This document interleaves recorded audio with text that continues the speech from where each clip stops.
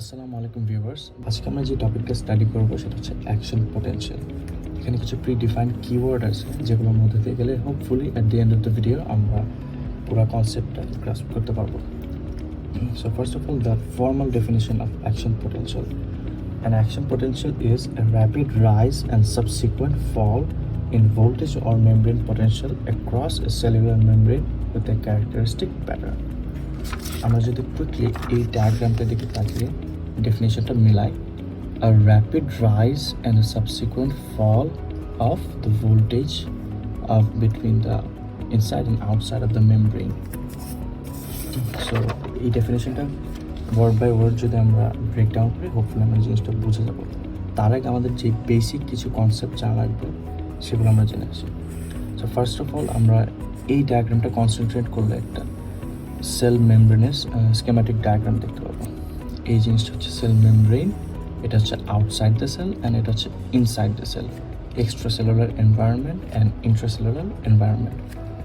So আমাদের extra cellular এনভায়রনমেন্টে কিছু আয়ন্স থাকে এবং ইন্ট্রাসেলুলার কিছু আয়ন্স থাকে। Most commonly sodium, potassium, chloride, calcium আয়ন্সগুলো প্রেজেন্ট থাকে। বাট অ্যাকশন পোটেনশিয়াল বোঝার জন্য আমাদের যে দুটো আয়ন বেশি লাগবে সেটা হচ্ছে পটাশিয়াম অ্যান্ড সোডিয়াম। এখন আমরা নেক্সট টপিকের দিকে চলে যাই, which is voltage gated ion channels. আমরা যদি এখানে খেয়াল করি আমরা দেখবো যে এখানে কতগুলো চ্যানেলস দেখা যাচ্ছে, which are voltage gated ion channels or simply ion channels.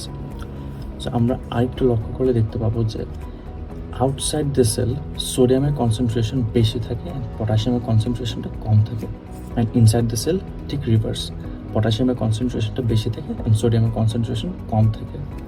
So এই চ্যানেলগুলোর মধ্য দিয়ে without consuming any active energy আয়ন্সগুলো তাদের ন্যাচারাল গ্রেডিয়েন্ট ফলো করে সেল থেকে ভিতর থেকে বাইরে যেতে পারে এবং বাইরে থেকে ভেতরে আসতে পারে। সো ফর এক্সাম্পল এই পটাশিয়াম চ্যানেলের ভিতর দিয়ে পটাশিয়াম তার ন্যাচারাল গ্রেডিয়েন্ট ফলো করে, অর্থাৎ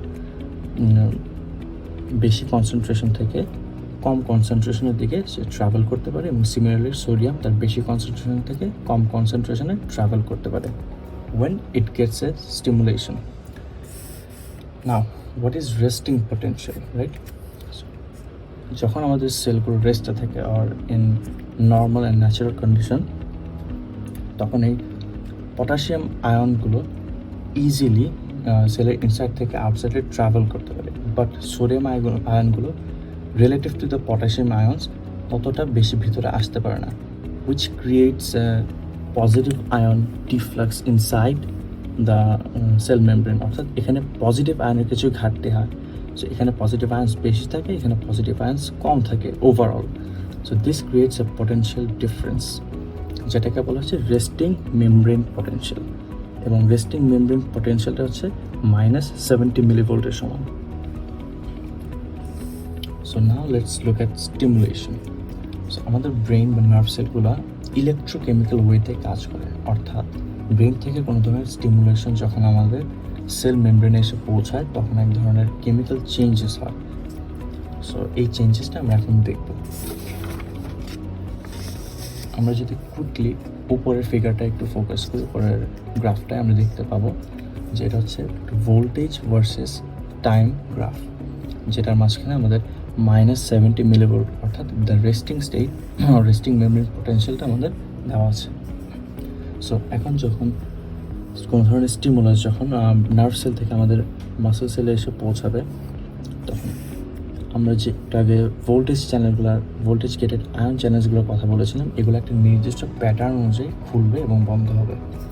সো আমরা যদি শুধুমাত্র এই কার্ভটার দিকে ফোকাস করি, শুধুমাত্র ডিপোলারাইজেশন এবং রিপোলারাইজেশন লিখে কার্ভটার দিকে, সো স্টিমুলাস যখন আমাদের মাসেল সেল রিচ করবে তখন আমাদের সোডিয়াম চ্যানেলসগুলো ওপেন হয়ে যাবে, যার কারণে আউটসাইড দ্য সেল থেকে সোডিয়াম ইনসাইড দ্য সেলে প্যাসিভ ওয়েতে ন্যাচারাল গ্রেডিয়েন্ট ফলো করে ভিতরে আসবে।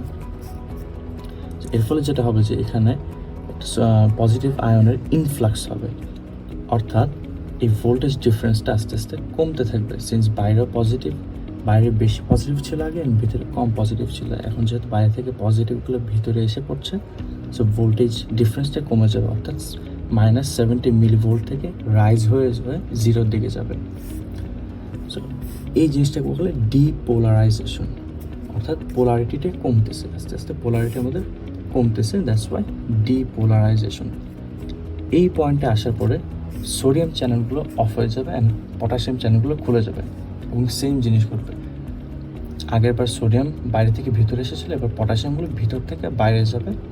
সো অ্যাগেইন এখানে পজিটিভ আয়নের ঘাটতি হবে, এখানে পজিটিভ আয়নের আধিক্য হবে অ্যান্ড আবার মেমব্রেন পোটেনশিয়ালগুলো বেড়ে যাবে।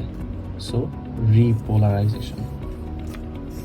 পয়েন্ট টু বি নোটেড, সব ধরনের স্টিমুলেশনে একটা সাকসেসফুল অ্যাকশন পোটেনশিয়াল কখনোই হবে না। শুধুমাত্র সেই ধরনের স্টিমুলেশনগুলো, যে ধরনের স্টিমুলেশনের কারণে এনাফ ভোল্টেজ জেনারেট হয়, তখনই একমাত্র একটা অ্যাকশন পোটেনশিয়াল জেনারেট হবে।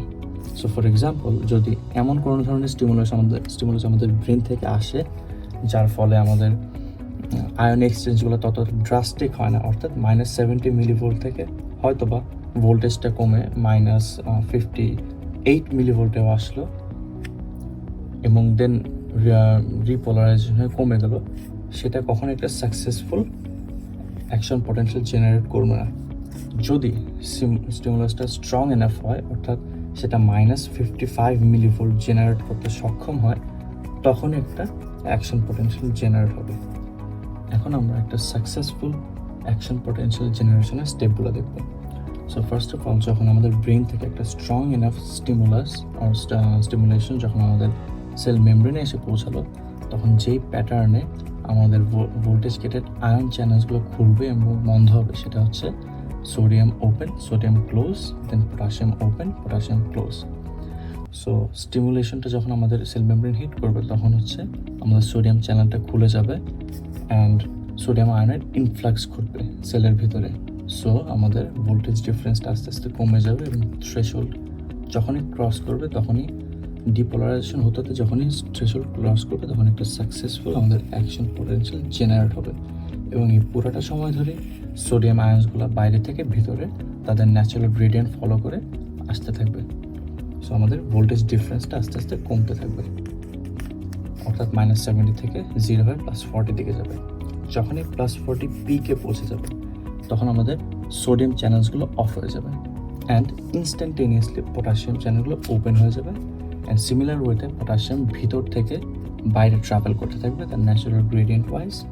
অ্যান্ড এগেন আমাদের যেহেতু পোলারিটিগুলো কমে যাবে, অর্থাৎ সেলের বাইরে এবং ভিতরে যে ভোল্টেজ ডিফারেন্সটা সেটা কমতে থাকবে। সো আমাদের রিপোলারাইজেশন হবে। Second point to be noted, sodium ion এবং পটাশিয়াম আয়ন সেম স্পিডে ওপেন এবং ক্লোজ হয় না। সো সোডিয়াম আয়নগুলো ফাস্ট ওপেন এবং ক্লোজ হয়। সো এই পয়েন্টে যখন সোডিয়াম আয়নগুলো ওপেন হয়ে গেল এবং পিক রিচ করার সাথে সাথে সোডিয়াম আয়নগুলো অফ হয়ে যাবে, সোডিয়াম চ্যানেলসগুলো অফ হয়ে যাবে। কিন্তু পটাশিয়াম চ্যানেলসগুলো একটু স্লোলি ওপেন এবং ক্লোজ হয়, যেটার ইফেক্ট আমরা দেখতে পাবো নিচে। যখন এই পয়েন্টে ক্লোজ হওয়ার কথা, পটাশিয়াম চ্যানেলগুলো তখন ক্লোজ হতে পারে না, which results in extra potassium ions going from inside the cell to outside the cell. যতটুকু যাওয়ার কথা ছিল তার চেয়ে বেশি চলে যাচ্ছে, ফলে আমাদের ভোল্টেজ যে ডিফারেন্সটা, অর্থাৎ ইন্টারমেমব্রেন বা ট্রান্সমেমব্রেন যে ভোল্টেজটা, সেটা আরও নিচে নেমে যাচ্ছে, অর্থাৎ -70 ক্রস করে আরও নিচে নেমে যাচ্ছে। এই স্টেটটাকে বলে hyperpolarization. So the reason is the increased deflux of potassium ions, but eventually আমাদের চ্যানেলসগুলো এই আয়নগুলোকে ব্যালেন্স করে নেয় অ্যান্ড এগেন আমরা রেস্টিং স্টেটটা রিচ করতে পারি। এখন কিছু ইন্টারেস্টিং ফ্যাক্টস আর ইম্পর্টেন্ট ফ্যাক্টস। স্টিমুলাসের স্ট্রেংথটা একমাত্র ম্যাটার করবে সাব থ্রেশহোল্ড লেভেলে, অর্থাৎ -70 থেকে -55 আগ পর্যন্ত স্টিমুলাসের স্ট্রেংথটা ম্যাটার করবে, অর্থাৎ বেশি স্ট্রেংথ দিতে হবে না কম স্ট্রেংথ দিতে হবে।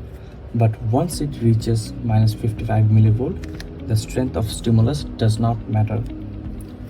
যখনই -55 মিলিভোল্ট রিচ করবে, তখন একটা সাকসেসফুল অ্যান্ড র্যাপিড একটা অ্যাকশন পোটেনশিয়াল জেনারেট হবে এবং এই ভ্যালুটা সব ধরনের সেলের জন্য fixed. The second interesting fact is that এই পুরো অ্যাকশন পোটেনশিয়ালটা একটা অল অর নাথিং প্রিন্সিপালে কাজ করে। অর্থাৎ স্টিমুলাসের স্ট্রেংথ যাই হোক না কেন, if it does not reach the threshold voltage, কখনোই কোনো ভোল্টেজ অ্যাকশন পোটেনশিয়াল জেনারেট হবে না। বাট স্টিমুলাসের স্ট্রেংথ যাই হোক না কেন, যদি এটা থ্রেশহোল্ড ভোল্টেজ রিচ করে ফেলে, সবার জন্যই সেম ভ্যালুর একটা অ্যাকশন পোটেনশিয়াল জেনারেট হবে। সো হোপফুলি আমরা বেসিক কনসেপ্টটা গ্রাস্প করতে পেরেছি। Thank you very much.